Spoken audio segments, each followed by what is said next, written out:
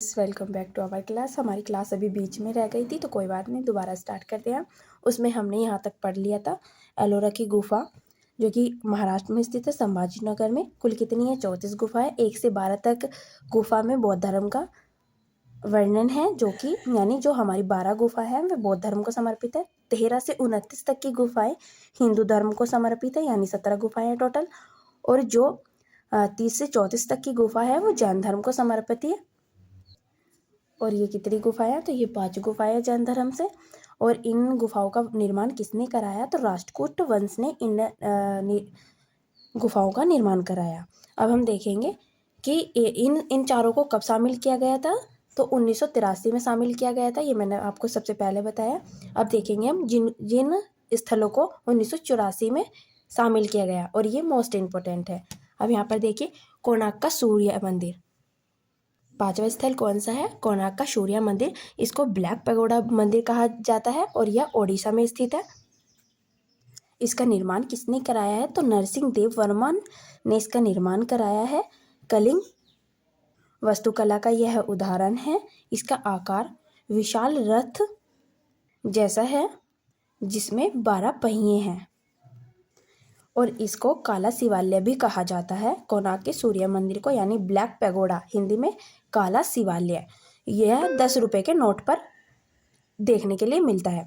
6 देखिए हमारा कौन सा है? तो महाबलीपुरम के स्मारक। महाबलीपुरम के स्मारक कहाँ पर है? तमिलनाडु में स्थित है। और इनका निर्माण किसने कराया? पल्लव राजवंशों द्वारा इनका निर्माण कराया गया। इसमें पंचरथ मंदिर भी शामिल है, जिसमें महाभारत से रिलेटेड है। यानी जो ये हमारा पंचरथ मंदिर है यह महाभारत से रिलेटेड है, इसमें महाभारत के बारे में बताया गया है। अब हम देखेंगे जो यूनेस्को में 1985 में स्थल शामिल किए गए हैं। इसकी एक ट्रिक है जो सर ने बताई है। काजी कैसा मानस है देव ही जाने, सदा 8-5 करता रहता है।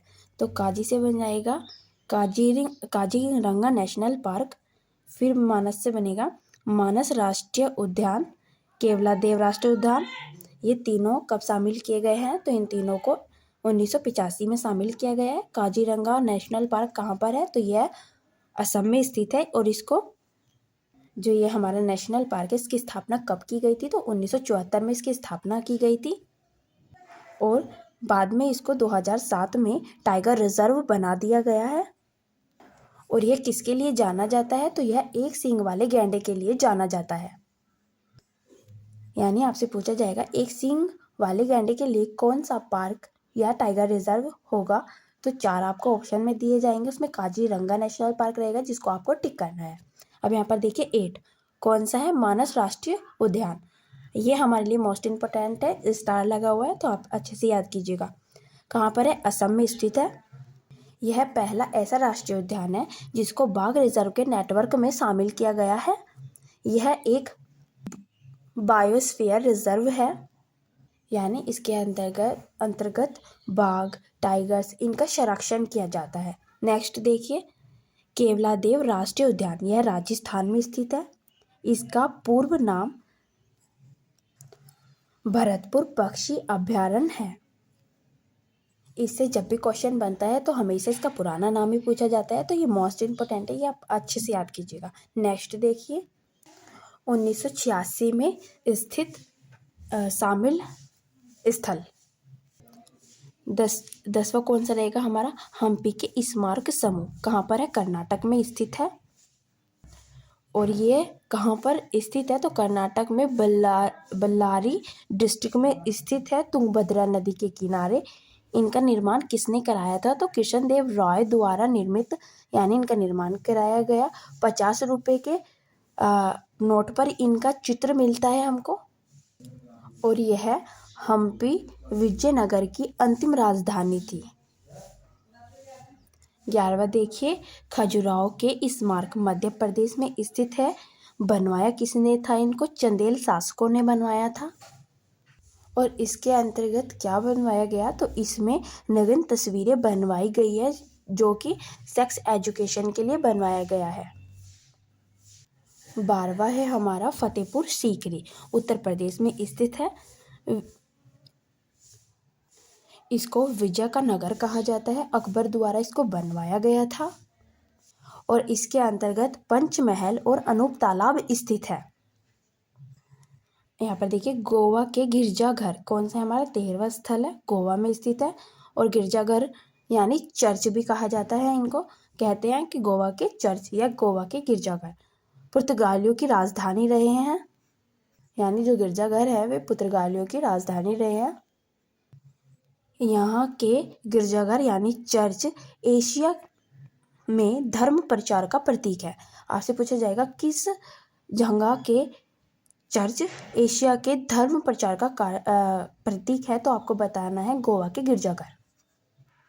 अब यहाँ पर देखिए 1987 में स्थित शामिल यूनेस्को हेरिटेज में शामिल स्थल कौन सा है, 14वां हमारा एलिफेंटा की गुफाएं मध्य प्रदेश में स्थित है और यह शिव भगवान से संबंधित है।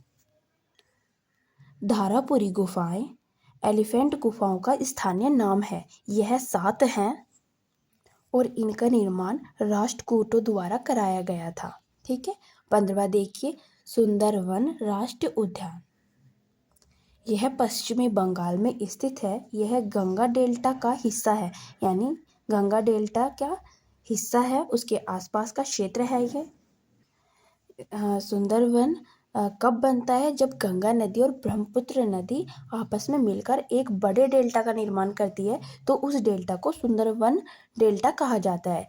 तो ये वहीं का बहुत अच्छा स्थल है, उसमें बहुत बड़े बड़े सुंदर सुंदर पेड़ हैं, जिसके लिए उसको बहुत प्रसिद्ध है, इसीलिए उसको सुंदरवन डेल्टा भी कहा जाता है। तो उसको पूरे को सुंदरवन राष्ट्र उद्यान घोषित किया गया है। यह गंगा डेल्टा का हिस्सा है, आपको बताया गया है।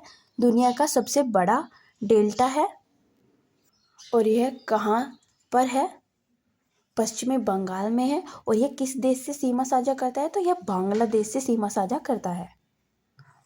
नेक्स्ट देखिए 16वां पठादकल की स्मारक, यह कर्नाटक में स्थित है और इसमें कर्नाटक में भी ये कहाँ स्थित है, तो वाटकोट जिले में स्थित है। इसमें 9 हिंदू मंदिर है, 1 जैन मंदिर है। इस मंदिर का निर्माण किसने कराया, राष्ट्रकूट द्वारा कराया गया। इसको विरूपाक्ष का मंदिर भी कहा जाता है। 17वां देखिए चोल मंदिर तमिलनाडु में स्थित है।